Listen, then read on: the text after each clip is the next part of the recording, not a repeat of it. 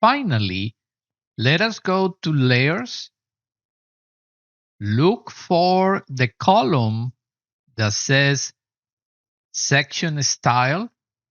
We can stretch this one just a little bit over here, right there. And we're going to say, okay, this layer for this object is going to have this type of hatch.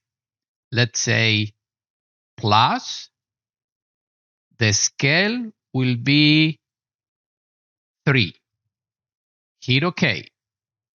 How about the cylinder, which is on this layer? That cylinder is going to have maybe solid. And the color will be white. Hit OK. And how about this entity, which is on the default? We're going to set that one to maybe hatch 1, 45 degrees, scale 3.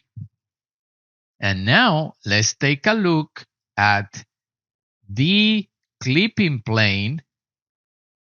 Oh, isn't that nice? Set it to wireframe, and there you go.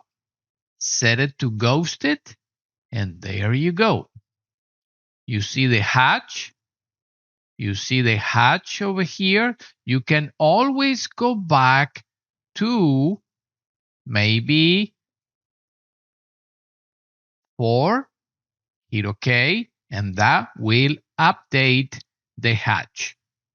So now you know how to draw a hatch to any one of those layers and the objects that are on those layers. So I hope this is useful and that you use it a lot.